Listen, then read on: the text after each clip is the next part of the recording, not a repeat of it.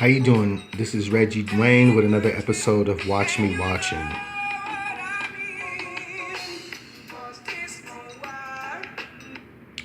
Today I bring you a Seiko snkk31 and a Rolex 1603.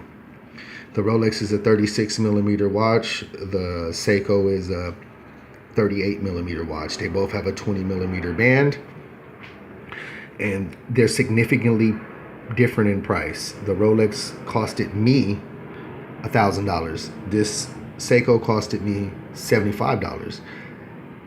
And I don't believe that the price difference matches. I believe that both of these watches perform great. I believe both of these watches have great cases and great design. I believe the Rolex makes me feel better than the Seiko when I wear it. I love the way the Seiko looks on my wrist. It actually looks better than the Datejust. But the Rolex makes me feel better when I have it on my wrist. I feel a sense of quality. I feel a sense of heritage. I feel a sense of expense. Like this is an expensive, quality, worthy piece. But I feel similar when I wear the Seiko. It's just what has been put in my ear by society, by some of the people online that disapprove, dislike, and is disloyal to the Seiko brand. I love Seiko and I love Rolex equally, and I actually can afford and like to have Seikos in my collection.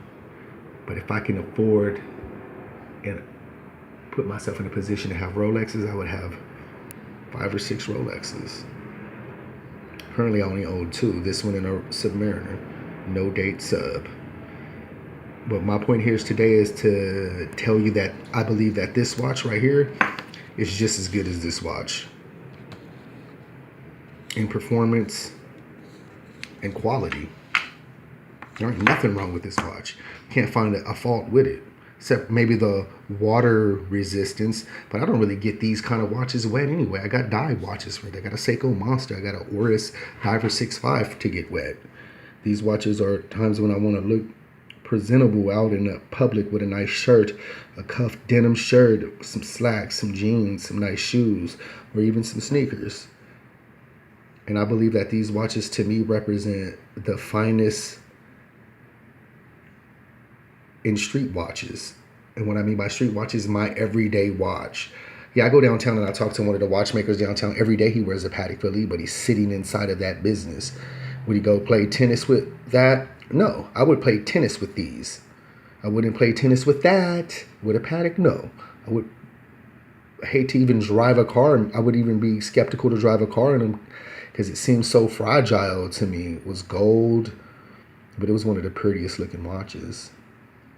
But my point being is the toughness of these watches. I have another Seiko that it was my very first automatic watch, and it's been dropped. I took it apart, took the hour markers off, and put the movement back in. The watch still gives me great time, and the watch is a 6309, so it's already what, 25 to 30 years old.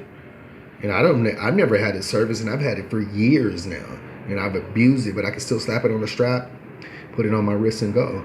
And out of all the Rolexes I've came across, and I've come across a few, I have never come across a Rolex that was not working. Even when I've came across one that it had water inside of it, it still worked. At least it was working. The hands were moving and the time was changing. The date was changing, but it had water in it.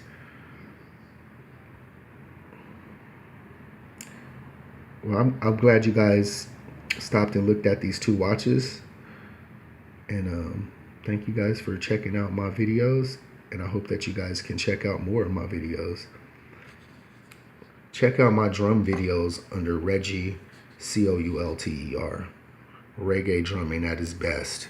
Thank you, and enjoy watches. Watch watches, talk watches, live watches, love watches. Peace and love.